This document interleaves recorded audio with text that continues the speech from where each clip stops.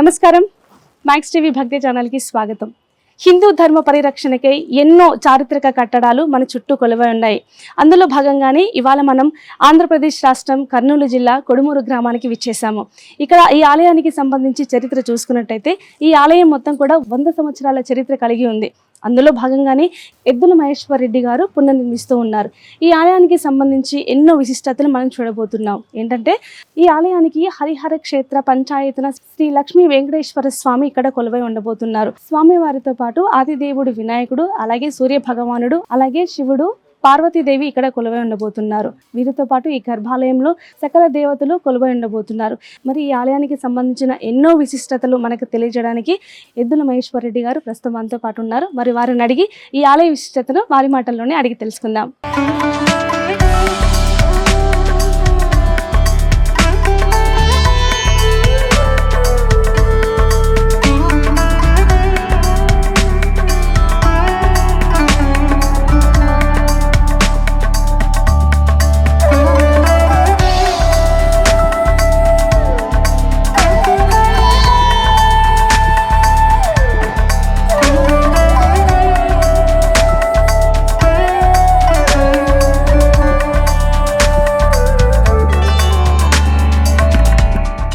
రెడ్డి గారు నమస్కారం అండి. హార్దిక స్వాగతం నర్మదమ్మ. బాగున్నారు సార్? చాలా బాగున్నాం. భగవంతునికి విరాళాలు ఇవ్వడం అని అందరు చేస్తూ ఉంటారు. బట్ భగవంతుని కోసం ఒక దేవాలయాన్ని పునర్నిర్మించడం అనేది భగవతేచ్ఛనే అనుకోవాలి. అదృష్టం అనేది మీకు దక్కింది. ఎక్కడా లేనటువంటి ముందు ఆలోచనతో చాలా వైభవంగా మీరు నిర్మించబోతున్నారని మాకు తెలిసింది అనమాట. టెంపుల్ గురించి మేము తెలుసుకోవాలని చాలా సంతోషం. ముందుగా మీకు హృదయపూర్వక హార్దిక స్వాగతం. Thank you sir. కొడుమూరు గ్రామం మిమ్మల్ని అతిథులుగా స్వీకరించింది ఈ రోజు. నిజంగా ఆనందం అమ్మ. దేవస్థాన కమిటీ సభ్యులు, మహిళా కమిటీ సభ్యులు అంతా కలిసి దేవస్థానం నిర్మాణం చేస్తున్నాం. కమిటీ సభ్యులు అంతా కమిటీ సభ్యులే. దేవస్థానం పునర్నిర్మాణం ఏ ఒక్కటితో కాదు, కొన్ని వందల వేల మంది కలుస్తామో చేయలేము. అంటే ముందు ఇక్కడ మనకి దేవస్థానం ఉంది. అవును, చాలా కాలంగా ఇక్కడ ఉండేది. అందుకే దాన్ని దేవస్థాన పునర్నిర్మాణం, కొత్త దేవస్థానం కాదు. దానికి కొడుమూరు నుంచి మనం ఏం చేయబోతున్నాం అంటే 100 కొత్త దేవస్థాన నిర్మాణం కంటే ఒక పునర్నిర్మాణం చాలా గొప్పదని చాటి చెప్పబోతున్నాం భారతదేశానికి. ఎక్కడైనా సరే పాత దేవస్థానాలు మాత్రం పునర్నిర్మాణం చేయండి. కొత్తది నిజంగా అవసరమైతే నిర్మాణం చేయాలి, లేదంటే చేయాలి. అంటే ఎప్పుడు వచ్చింది సార్ ఈ థాట్ మీకు? ఆలోచన ఎందుకు వచ్చింది? ఆలోచన ఎందుకు వచ్చింది? ఇక్కడేమో కొడుమూరు వస్తాం. ఇప్పుడున్న దేవస్థానంలో మన గ్రామాల్లో ఉన్న దేవస్థానాలన్నీ ఆలయాలు వ్యాపార సముదాయాలే కానీ ధర్మ నిలయాలుగా లేవు. దానికోసం ఏం చేస్తున్నామంటే కొడుమూరు నాంది పలుకుతూ ఇక్కడ ఉన్న తమ్ములని అన్నలని అందరినీ కలుపుకొని ఆలయాలు ధర్మ నిలయాలే కానీ వ్యాపార సముదాయాలు కానీ చాటి చెబుతున్న మొట్టమొదటి దేవస్థానంగా ఖ్యాతిలో పెట్టాలనే ఉద్దేశంతో ఈ పునర్నిర్మాణానికి ప్రారంభం చేశాం. ఎప్పుడు స్టార్ట్ చేశారు? ఇప్పుడు దాదాపు 4 సంవత్సరాల 3 నెలలు అయిందమ్మా. అంటే మీరు తలపెట్టిన సంకల్పం అనేది కూడా చాలా చిన్న విషయం కాదండి. సో ఇంతమంది మీతో పాటు మహిళలు, మెయిన్ గా మహిళలు కూడా ఇక్కడ ఉన్నారు, వాళ్ళ సపోర్ట్ కూడా మీకు ఉంది కాబట్టి ఈ ఆలయం నిర్మాణం తర్వాత ఇంకెంత అద్భుతంగా ఉంటుందని స్టార్టింగ్ అంటే ఎవరైనా గుడి ప్రారంభమైన తర్వాత రావడం వేరు, బట్ నిర్మాణంలో ఉన్న తర్వాత ఇది చూపించిన తర్వాత ప్రతిష్టాపన అయిన తర్వాత ఎలా ఉందని చూపిద్దామని కూడా ఒక ఇంట్రెస్ట్ వచ్చాను. నిజంగా ఆనందం. ఎందుకంటే మీరు చెప్పిన మాట వాస్తవం. గుడి అయిపోయిన తర్వాత రావడం చాలా ఈజీ, కానీ ఇక్కడ ఉండే వాళ్ళు ఏం చేస్తున్నారు అంటే మీరు ఎక్కడైనా సరే అయ్యప్ప మాల, శివమాల వేసిన వాళ్ళు చూసింటారు. 41 రోజులు మాత్రం మాల వేస్తారు. దానికి వాళ్ళు ఒక కంకణం ఏంటంటే 41 రోజులు శివమాల వేయాలి, 41 రోజులు దేవస్థానంకి వెళ్ళాలి, రోజు పూజ విధానాలు చేసుకోవాలి, తర్వాత మళ్ళీ మామూలు అయిపోలేదు. కానీ ఇక్కడ ఉన్న వాళ్ళు ఏం చేశారంటే దేవస్థాన పునర్నిర్మాణం మాల వేశారు. ఆ దేవస్థాన పునర్నిర్మాణ మాల వేస్తే ఏం చేస్తారంటే ప్రతిరోజు ఉదయం 5 గంటలకు ఇంట్లో లేచి స్నానం చేసి గుడికి వస్తారు. గుడికి వచ్చి దండం పెట్టుకొని ఒకరింటికి చందాకి వెళ్తారు. చందాకి వెళ్ళిన తర్వాత మళ్ళీ 8:30 వరకు ఆ ఇంట్లో చందాతో మాట్లాడతారు. కొద్దిమంది ఇవ్వచ్చు, కొద్దిమంది ఇవ్వకపోవచ్చు. మళ్ళీ ఇంటికి వచ్చేస్తారు. ఇంటికి వచ్చేసి టిఫిన్ చేసి ఎవరి వ్యాపారం వెళ్తారు. దాదాపు 1250 నుంచి 1400 రోజులు ఇప్పుడు మేము ఆ పని చేస్తున్నాం. ఇంకా ఇప్పుడు 3-4 సంవత్సరాలు నెలలు కాదు, ఇంకా 15 సంవత్సరాల పాటు ఈ పని చేస్తే తప్ప మన సంకల్పం నెరవేరదు. అట్లా వెంకటేశ్వర స్వామికి, శివయ్యకి ఇది హరిహర క్షేత్ర శ్రీ లక్ష్మీ వెంకటేశ్వర స్వామి దేవస్థానం. దాని కూడా చరిత్ర ఉందమ్మా. ఇట్లా వీళ్ళని ఎందుకు పెట్టామనే దాన్ని కూడా మీకు తెలియజేస్తాం. ఎందుకు పెట్టాలి ఈ ఆలయ పునర్నిర్మాణం కోసం మీరు వెళ్తున్నారని చెప్పారు కదా, వాళ్ళ రెస్పాన్స్ ఎలా ఉంది? మన అందరం కలిసి 100, 200 మంది, 300 మంది డబ్బులు తీసుకొని కట్టిన తర్వాత మనం హక్కు కోల్పోతాం. అది మనది కాదు, నాది కాదు, మనది అవుతుంది. అప్పుడు ఏమవుతుంది, దాని దేవాలయాలు మనం చేసినప్పుడు ఇక్కడ కళ్యాణ మండపాలు నిర్మాణం చేసినా, వసతి గృహాలు నిర్మాణం చేసినా ఫ్రీగా ఇవ్వాలి. దానికోసం ధర్మం. ఇక్కడ 7 కళ్యాణ మండపాలు నిర్మాణం చేయబోతాం దాతల ద్వారా విరాళాలు స్వీకరించి. దానికి ఏం చెప్తామంటే మనం వేద భాషలో దాతల ద్వారా విరాళాలు స్వీకరించి కళ్యాణ మండపాలు, వసతి గృహాలు నిర్మాణం చేస్తూ తిరిగి వివాహాలకు 2 రోజులు, నామకరణలకు 1 రోజు, శ్రీమంతాలకు 1 రోజు ఉచితంగా ఇవ్వబోతున్న మొట్టమొదటి దేవస్థానం భారతదేశంలో ఏదంటే ఇది. అందుకే ఆలయాలు ధర్మ నిలయాలే కానీ వ్యాపార సముదాయాలు కాదు. ఎందుకు చెప్తున్నా అంటే మామూలు ఎవరైనా ఒక చిన్న అమ్మాయి ఎవరు పెళ్లి చేసుకోక అమ్మాయికి పెళ్లి చేయాలని ఒక తండ్రి వెళ్ళి ఒక ఎక్కడ దేవస్థానం, మన దేవస్థానం గురించి మాట్లాడదాం. ఎక్కడికి వెళ్తే పెళ్లి చేసుకుంటే అక్కడికి వెళ్తే ఫస్ట్ మనం అడిగేది దేవస్థానంలో వసతులు బాగున్నాయా, దేవస్థానంలో ఏమున్నాయి, ఎన్ని రూమ్లు అడగట్లేదు. ఫస్ట్ వెళ్ళిన నోట్లోంచి వచ్చిన మాట ఏంటంటే కళ్యాణ మండపంలో పెళ్లి చేస్తే ఎంత తీసుకుంటారు అంటే అంటే వాళ్ళు ₹1,00,000 చెప్పొచ్చు, ₹1,50,000 చెప్పొచ్చు. అది మాకు నచ్చట్లేదు, మా దేవస్థాన కమిటీ సభ్యులకు మనకు నచ్చట్లేదు. దానికోసమే ఇక్కడ సంకల్పం జరిగింది. ఫస్ట్ మనం మొదలు పెడదాం. ఏ దేవస్థానంలో అయినా సరే మనం కళ్యాణ మండపాలు నిర్మాణం చేస్తే దాతల ద్వారా విరాళాలు స్వీకరించి చేస్తే అది ఉచితంగా మళ్ళీ ప్రజలకు తిరిగి ఇవ్వాలా. ఆ ధర్మం కోసం ఇక్కడ ప్రయత్నం చేస్తున్నాం. అదే లేదనుకోండి ఏదైనా పేరు మీద చేస్తాం. ఇప్పుడు నర్మదా కట్టింది, ఒక నర్మదా కళ్యాణ మండపం కట్టింది అంటే ఇష్టం ₹1,00,000 తీసుకుని ₹2,00,000 తీసుకుని నీ పర్సనల్ డబ్బు అది. ఇది దాతలతో మనం ఎప్పుడైనా తీసుకున్నామో అది మనం కోల్పోతాం, హక్కు కోల్పోతాం. దాంతోపాటు చేసాం. అది ఎందుకు కలిగిందంటే మా నాన్న కావచ్చు, మీ నాన్న కావచ్చు, మీ తాతయ్య కానీ ఎప్పుడు పెళ్లి చేసుకుంటే డబ్బులు ఇచ్చి పెళ్లి చేసుకోలేదు. దేవస్థానంలోకి వెళ్ళి పెళ్లి చేసుకుని ఇంటికి వచ్చి భోజనాలు పెట్టి పంపించేవాళ్ళు. వాళ్ళలో ఉన్న ధర్మాన్ని మళ్ళీ తిరిగి మనం ప్రయత్నం చేస్తున్నాం. దాన్ని అలా ప్రయత్నం చేయడానికి ఒక ప్రయత్నం. నిజంగా చాలా గొప్ప ఆలోచన సార్. మీ ఆలోచనకి ఇంతమంది సపోర్ట్ రావడం అనేది నిజంగా కూడా ఏం చేయలేమమ్మా. అసలు నిజంగా మీ అందరికీ కూడా ధన్యవాదాలు చెప్పుకోవాలి. సార్ తలపెట్టిన ఒక సంకల్పానికి మీరందరూ ఆయనకి సపోర్ట్ గా ఉండి ఈ నిర్మాణానికి మీరందరూ సహాయం సహకారం చేస్తున్నారు. ఇక్కడ వచ్చిన వాళ్ళు మహిళా కమిటీ సభ్యులకు వేద మంత్రాలు రావమ్మా, కానీ విష్ణు సహస్రనామాలు, లలిత సహస్రనామాలు అద్భుతంగా చదవాలి, కంఠస్థ వస్తుంది. అది కూడా వేదంలో ఒక మంత్రోచ్చారణే. ఆ మంత్రోచ్చారణ ఇక్కడ జరుగుతున్నంత వరకు మాకు చందాలు వస్తాయని నమ్మే వాళ్ళం మేము. ఎందుకంటే ఏదైనా సరే మనకి ఏది మంత్రం రాదు, 4 వేదాలు చదువుకునే పని లేదు. వెంకటేశ్వరం పిలవాలంటే ఏం చేయాలి? ఓం నమో నారాయణాయ అంటే చాలు, ఆయన పలుకుతాడు. పంచాక్షరి మంత్రం చదవాలంటే ఓం నమ శివాయ. యాక్చువల్ పంచాక్షరిలో నమ శివాయ వస్తుంది. పెద్ద ఆయన మనం ఓం కలుపు కూడా పలకలేము, ఒక వ్యక్తినే పలకలేము. కాబట్టి మనం ఓం నమ శివాయగా మనం తెలిసింది. వీళ్ళు ఏంటంటే అద్భుతమైన పారాయణం చేస్తారు. అలా వాళ్ళు పారాయణం చేసినప్పుడు ఆ వైబ్రేషన్ ద్వారా గుడి డెవలప్ అవుతుంది. దాంతోపాటు మాకు చందాలు రావడం కూడా చాలా ఈజీ అవుతుంది. అందుకే అందరం కలిసి ఉంటామమ్మా. ఏ కార్యక్రమం చేసినా ఒక్కరికి తెలిస్తే అందరికి ఒక వాట్సాప్ ద్వారా తెలియజేస్తాం. ఎవరు ఫోన్ కూడా చేయమంతా వాళ్ళంతా వాళ్ళు వచ్చేస్తారు, వచ్చేస్తారు. కమిటీ సపరేట్ ఉంటుంది, వాళ్ళు వచ్చేస్తారు. సార్ ఈ ఆలయానికి సంబంధించి ఈ స్ట్రక్చర్ అంతా కూడా చాలా అద్భుతంగా ఉంది సార్. ఒకసారి లోపల వెళ్దాం, మీరు చెప్తే గనక ఒకసారి ఎలా ఉంది మెట్ల నుంచి స్టార్ట్ చేస్తాం. అక్కడ నుంచి చరిత్ర స్టార్ట్ అవుతుంది. తప్పకుండా సార్. ఈ మెట్లు చూసారమ్మా మీరు? ఈ మెట్లకి ఒక ప్రాసెస్ ఉందమ్మా. ఎలా ఉంటుందంటే మనం తిరుమల తిరుపతికి వెళ్తాం. తిరుమల తిరుపతికి వెళ్ళినప్పుడు 7 కొండల వెంకటేశ్వర స్వామి వారిని కలుసుకుంటే ఆయనకి 7 కొండలు ఎక్కితేనే ఆనందం. ఆ 7 కొండలు మనం ఇక్కడ తేలాం. ఎందుకంటే పునర్నిర్మాణం ఇది. యాక్చువల్గా మేము కొండలు ఇక్కడ ఉన్నాయమ్మా. కొత్త దేవస్థానం కట్టాల కోరిక మనలో ఉంటే కొండల పైన కట్టేవాళ్ళం. ఇది పునర్నిర్మాణం కాబట్టి మనం ఏం చేస్తున్నాం, ప్రతి ఒక్క భక్తుడు కూడా 7 కొండలు ఎక్కాము అనే అనుభూతి రావడానికి 7 మెట్లు వేసాము ఇక్కడ. 1, 2, 3, 4, 5, 6, 7 మెట్లు. ఈ 7 మెట్లుకి పేర్లు అంటే అంజనాద్రి, గౌడాద్రి, నీలాద్రి, శేషాద్రి, వృషభాద్రి, నారాయణాద్రి, వెంకటాద్రి. ఈ 7 మెట్లు మనం పెట్టాం. మనం ఇప్పుడు ఎక్కుతూ వెళ్తాం. ఈ 7 మెట్లు ఎక్కడానికి కొంచెం హైట్ ఎందుకున్నాయంటే ఇది ప్రామాణికం. ప్రమాణికాలు హస్త ప్రమాణికాలు, ద్విహస్త ప్రమాణికాలతో నిర్మాణం జరుగుతుంది. ఇది వాస్తు ప్రకారం కట్టే దేవస్థానం కాదు, ఆయం ప్రకారం కట్టే దేవస్థానం కాదు. హస్త ప్రమాణికాలు, ద్విహస్త ప్రమాణికాలతో పాంచరాత్ర ఆగమశాస్త్ర ప్రకారం దేవస్థాన సనాతన ధర్మాన్ని పాటిస్తూ నిర్మాణం చేస్తున్న దేవస్థానం. దానికి మనం ఈ 7 కొండలు ఎక్కేటప్పుడు ఒకసారి మన దేవుని గోవిందాన్ని కూడా 7 మెట్లు కొద్దిగా ఇబ్బంది అవుతుంది. నమో వెంకటేశ గోవింద గోవింద గోవింద గోవింద. ఈ 7 మెట్లు ఎక్కామమ్మా. 7 మెట్లు ఇప్పుడు అమ్మాయి కొద్దిగా ఆయాసం వస్తుంది. ఎందుకు ఆయాసం వస్తుందంటే అక్కడ 7 కొండలు నడిచినప్పుడు ఆయాసం వస్తుంది. ఈ 7 మెట్లకి ఆయాసం వస్తుంది. కానీ మనం పేదవాళ్ళకి పెద్దవాళ్ళకి ఏం చేస్తున్నామంటే ర్యాంపులు వేస్తాం. అవతల ఎక్కడానికి వాళ్ళకి ఇబ్బంది కూడా ర్యాంప్ వేస్తాం. ఇక్కడ 100 సంవత్సరాల వయసు ఉన్న వాళ్ళకు కూడా మనం చేయబోతున్నాం. ఇది ఒకటి. ఇక్కడ ఏంటంటే మీకు చాలా, మీరు గుడి చూసినామంటే ఏమనిపించిందంటే విగ్రహాలు చాలా ఉన్నాయి. దానికో చరిత్ర ఏముందంటే, నాకు వెంకటేశ్వరం అంటే చాలా ఇష్టం, మీకు శివయ్య అంటే ఇష్టం, ఇంకోరికి మహాలక్ష్మి దేవుడు, అమ్మవారు, సరస్వతి మాత చాలా ఇష్టం. ఇట్లా ఉంటుంది. కోడుమూరు వెంకటేశ్వర దేవస్థానానికి వెళ్దామంటే మా ఇంటి దేవత అక్కడ లేదు, నేను రాను, మా ఇంటి దేవుడు అక్కడ లేడు, నేను రాను అనకూడదు అనే ఉద్దేశంతో మనం చేస్తుంటే దేవతలు ప్రతి ఒక్క భక్తుడికి మా దేవుడు ఇక్కడ ఉన్నాడని. దేవతలు 3 రకాలు ఉంటారమ్మా. వైష్ణవ దేవస్థానాలు ఉంటాయి, శైవ దేవస్థానాలు ఉంటాయి, శాక్తీయ రూపాల్లో ఉన్న వాళ్ళు ఉంటారు. ఈ 3 ముగ్గురు కలిపి నిర్మాణం చేయాలనే కోరిక మనకి అప్పుడు కలిగింది. ఇప్పుడు మనం శైవ దేవస్థానం అంటే శ్రీశైలం వెళ్తే శివుడిని చూస్తాం, తిరుమల వెళ్తే స్వామిని చూస్తాం, అమ్మవారు అంటే బాసరాట్లు వెళ్తాం. కొద్ది సార్లు వెళ్ళాల్సి వస్తుంది, వ్యయ ప్రయాసాలు అవుతుంది, దాంతోపాటు ఖర్చు అవుతుంది, సమయం కూడా వేస్తుంది. దానికోసం మనం కోడుమూల వెంకటేశ్వర దేవస్థానం చేసామంటే అందరు కలిపి నిర్మాణం చేస్తాం. అంటే స్మార్త వైష్ణవ శాక్తీయ రూపాన్ని చేస్తున్న మొట్టమొదటి దేవస్థానం భారతదేశంలో ఉంది, ఇక్కడ ఉంటుంది. బాసర్లో పార్వతీమాత, సరస్వతి ఉంటుంది. మన దగ్గర మహాలక్ష్మీదేవి, పార్వతీమాత, సరస్వతి ముగ్గురు, త్రిమాతా దేవస్థానం మన దేవస్థానం. ముగ్గురు ఉంటారు, అందుకే ఒక చరిత్ర. ఇంకొకరు కొద్దిమంది ఉంటారు, రాముడి భక్తులు ఉన్నారు, కృష్ణుడి భక్తులు ఉన్నారు, నరసింహస్వామి భక్తులు ఉన్నారు, ఎక్కడెక్కడ వెళ్తుంటారు. మన దేవస్థానం కోసం అందరూ దశావతార మూర్తులు అందరూ ఉన్నారు. శక్తిపీఠాలు ఉన్నాయి, 18 శక్తిపీఠాలు, అష్టాశక్తిపీఠాలు మన దగ్గర 18 శక్తిపీఠాలు. లోపల రౌండ్ అంతా చూపిస్తాం మీకు. 18 శక్తిపీఠాలు మన దగ్గర ఉన్నాయి. సకల దేవతలు కొలువైన దేవాలయం సార్. అంతే కదమ్మా. శాక్త రూపంలో 18 మంది ఉన్నారు, దశావతారాలు వీళ్ళు 10 మంది ఉన్నారు. ఓకే. దాంతో శివయ్య 12 ద్వాదశ జ్యోతిర్లింగాలు. మన దేవస్థానంలో 12 దేవస్థానాలు కట్టేంత శక్తి కుటుంబ వాస్తవాలకు మాకందరికి లేదు కాబట్టి మనం ఏం చేస్తుంటే గర్భాలయంలో 12 పానుమంటాలు 12 శివలింగాలు ఏకపానుమంటాన్ని పెడుతున్న మొట్టమొదటి దేవస్థానం ఎక్కడ ఉందంటే కుడుమూరు భారత్.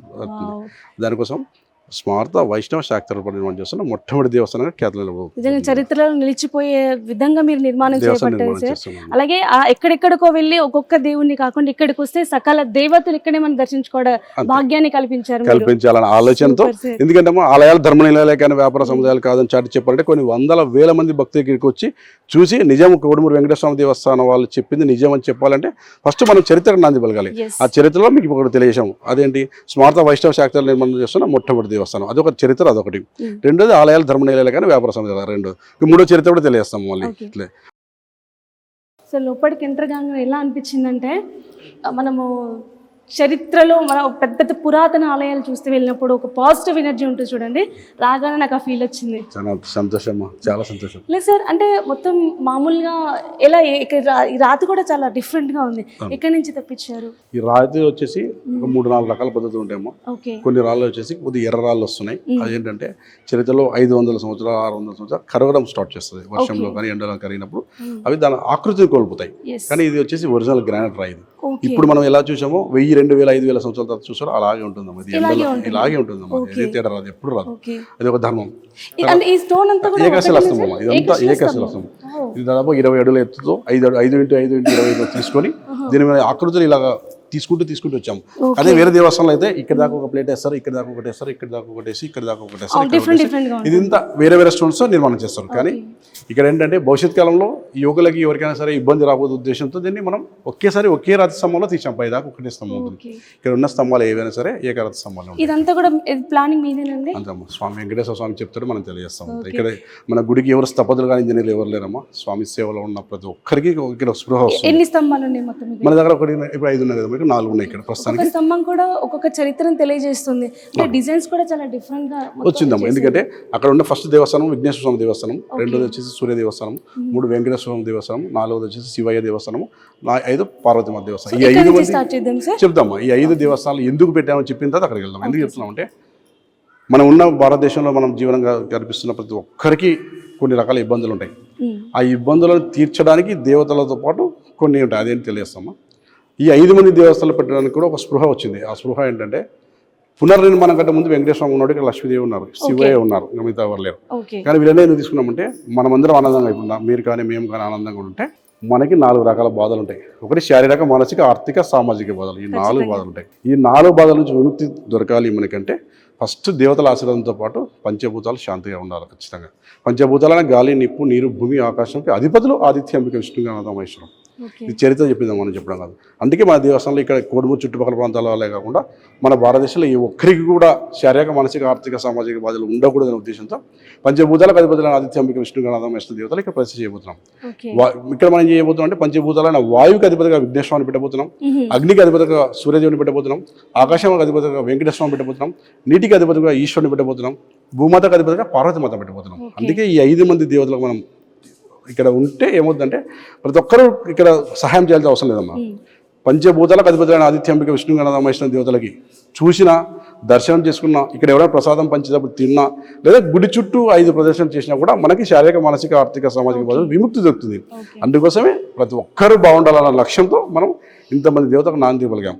ఇది శ్లోకం కూడా ఆదిత్య, అంబిక, విష్ణు, మహేశ్వర దేవత మనం పెట్టిన శ్లోకం కదా. చరిత్రలో కొన్ని లక్షల సంవత్సరాల కింద నుంచి కూడా రాజులు కూడా చేసేవాళ్ళ పూజ. అప్పుడు చిన్న చిన్న రాళ్ళకి, టెంకాయలు కానీ ఒక్కలకి తీసుకొని వాళ్ళు పూజ చేసేవాళ్ళు. మనం దేవతా విగ్రహాలు రూపు మార్చారు. అందుకే మనం ఇక్కడ పెట్టింది సూర్యదేవుడు, అగ్నికి అధిపతి విఘ్నేశ్వర స్వామి, వెంకటేశ్వర స్వామి, తర్వాత శివ పార్వతులు. వీళ్ళకి మనము ఇంతమంది దేవతలు పెడుతూ ఇక్కడ ఏం చేయబోతున్నాం, త్రిమాత దేవస్థానం అని చెప్పాం కదా.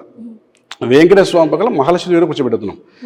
తర్వాత పార్వతీమాతని అమ్మవారితో పాటు సరస్వతి కదా కూర్చోబెట్టబోతున్నాం.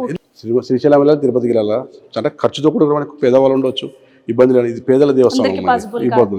దానికోసం మనం ఏం చేయాలంటే ఇక్కడ ఇద్దరికి కళ్యాణం ఒకేసారి చేయాలని కోరిక మనకు కలిగింది. ఇక్కడ శివకేశవుల కళ్యాణం, అది కూడా స్మార్త వైష్ణవ పద్ధతిలో చేయాలని కళ్యాణం.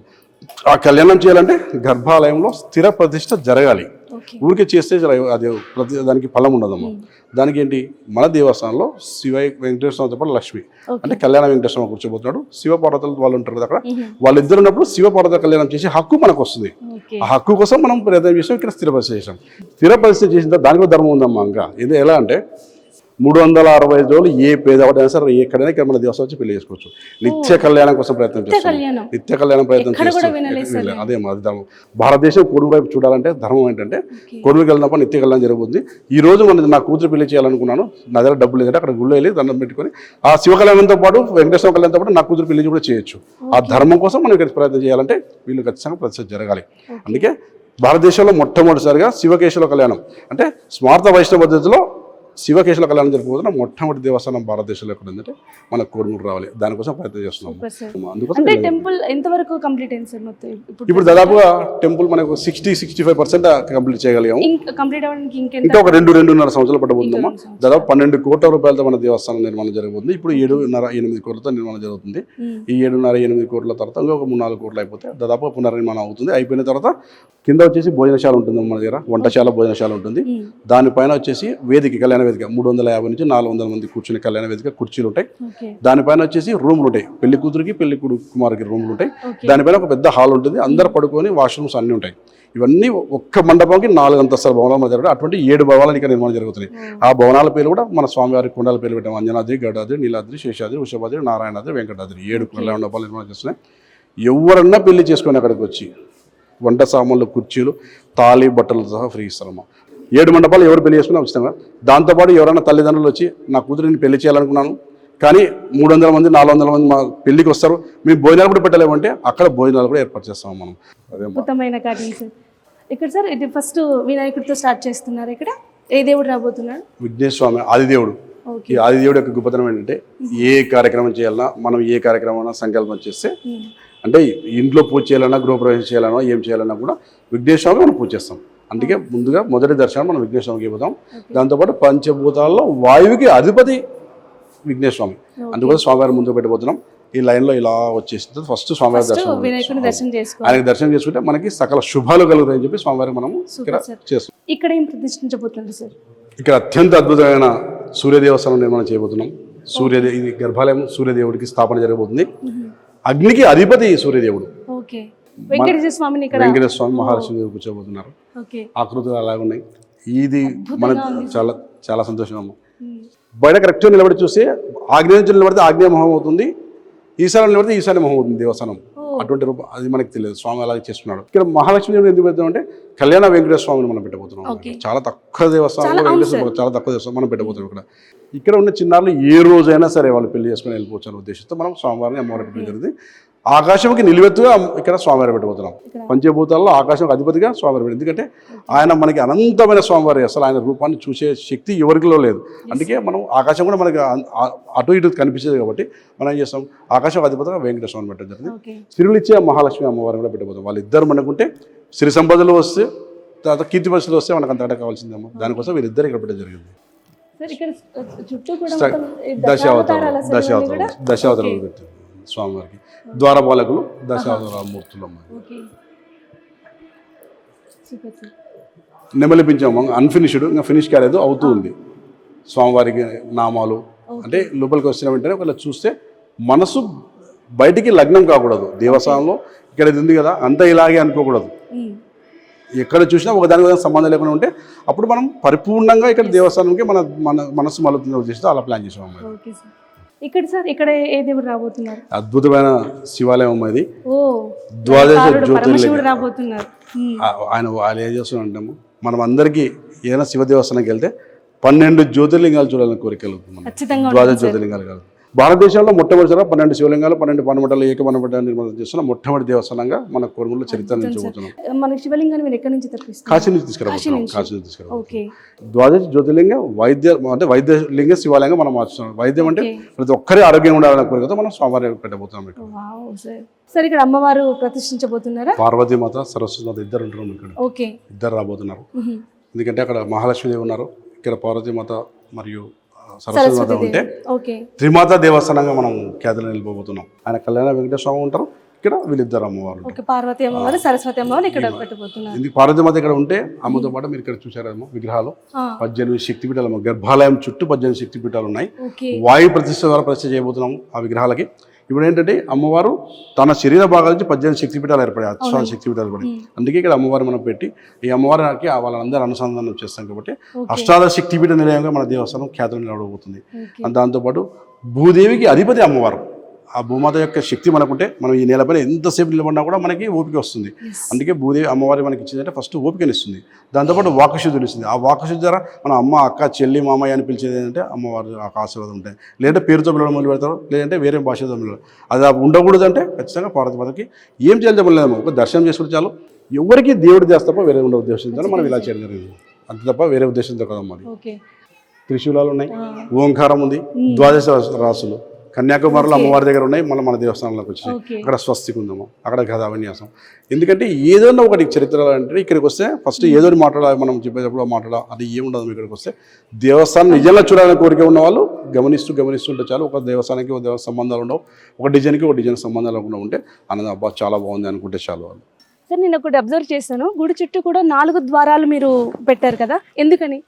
ఈ 4 ద్వారాలు కూడా ఎలా చేస్తామంటే తూర్పున సింహద్వారము, ఓకే, ఇక్కడ పడమర మనకి గజద్వారము, ఉత్తరమున నందీశ్వర ద్వారము, దక్షిణమున అశ్వద్వారముగా 4 ద్వారములతో రాజగౌరులతో కూడా మహాద్వారాలు నిర్మాణం చేస్తున్నాం. ఓకే సార్, గుడి మొత్తం ప్రతిష్ఠ అయిపోయిన తర్వాత అంటే చాలా మంది అర్చకులు ఎక్కడి నుంచి మీరు తీసుకురాబోతున్నారు? మన దేవస్థానానికి 6 మంది అర్చకులు రాబోతున్నారు. ఓకే, ఈ 6 మంది అర్చకులు కూడా దాంట్లో 3 స్మార్తలు అంటే శైవాగం నేర్చుకున్న వాళ్ళు 3 వస్తున్నారు, వైష్ణవ ఆగం నేర్చుకున్న వాళ్ళు 3 మన దేవస్థానానికి రాబోతున్నారు. 6 మంది రాబోతున్నారు. మన అన్ని టెంపుల్ చూస్తున్న ధ్వజస్తంభం ఏర్పాటు కూడా ఉంటుంది కదా, ఇక్కడ కూడా చేయబోతున్నారు. చాలా అద్భుతంగా ఇప్పుడు మనం నిలబడిన స్థలం అదే వెంకటేశ్వర స్వామి వారికి. అవును, ఇక్కడ మనం పెట్టబోతున్నాం. ఇక్కడ 62 అడుగుల ఎత్తు ధ్వజాన్ని మనం ప్రతిష్ఠ చేయబోతున్నాం. స్వామివారికి ఎదురుగా ఆంజనేయ స్వామి మనం పెట్టబోతున్నాం, రక్షకుడుగా ఆయన రాబోతున్నాడు. ఆయన ఒక వక్షస్థలాన్ని మొక్కుతూ గుడికి రక్షకుడు ఆంజనేయ స్వామి ఉండబోతున్నాడు. దేవాలయానికి రక్షక అష్టబలిపీఠాలతో కూడా మహాబలిపీఠాన్ని పెట్టబోతున్నాం. అంటే అష్టబలిపీఠాలతో కూడా మహాబలిపీఠం పెడితే గుడికి రక్షణ దొరుకుతుందమ్మా. ఇంత పెద్ద దేవస్థానం నిర్మాణం చేస్తున్నాం. చాలా చాలా థ్యాంక్ యూ. దీనికి అందరికీ నిర్మాణకర్తలు ఈ పిల్లలేమో, అంతే శిల్పులు కూడా ఉన్నారు. వీళ్ళు ఎక్కడి నుంచి వచ్చారు? ఆలగడ నుంచి వచ్చారమ్మా. చాలా అద్భుతంగా నిర్మించారండి, చాలా చాలా బాగుంది. మీ సంకల్ప బలం కూడా అంతే గట్టిస్తాం. అందుకే మేము దూరం నుంచి ఇక్కడికి వచ్చి ఆలయ విశిష్టత తెలుసుకోవడానికి మేము ఇంత దూరం. మీరు మన దేవస్థానం గురించి కొన్ని లక్షల మంది తెలియజేస్తూ దాతలు కూడా మన దేవస్థానానికి ఎవరైనా సరే ఎవరికి ఇటు వచ్చింది వాళ్ళు పంపించాలతో కూడా జీవితకాలం మీకి మీ ఛానల్కి అందరూ రుణపడి ఉంటాము. మా దేవస్థాన కమిటీ సభ్యులు అందరూ సహాయం చేయాలని కూడా మేము కూడా కోరుకుంటున్నాము. ఆలయ విశిష్టత అలాగే సహాయ సహకారాలు ఏ విధంగా అందుతున్నాయి, నిర్మాణం ఏ విధంగా ఉండబోతుందో కూడా మాకు తెలియజేశారు. Thank you so much sir. Thank you. చూసారు కదండి, ఎంతో అద్భుతమైనటువంటి సకల దేవతలు కొలువై ఉన్న హరిహర క్షేత్ర పంచాయతన శ్రీ లక్ష్మీ వెంకటేశ్వర స్వామి ఆలయానికి సంబంధించిన విశిష్టత. ఈ ఆలయం పునర్నిర్మాణంలో భాగంగా భక్తులు ఎవరైనా విరాళాలు అందించాలనుకుంటే కనుక ఈ ఆలయాన్ని సందర్శించి తమ తమ భక్తిని చాటాలని కూడా ఆలయ సభ్యులు కోరుతూ ఉన్నారు. మరో చారిత్రక ఆలయంతో మళ్ళీ కలుద్దాం. నమస్కారం.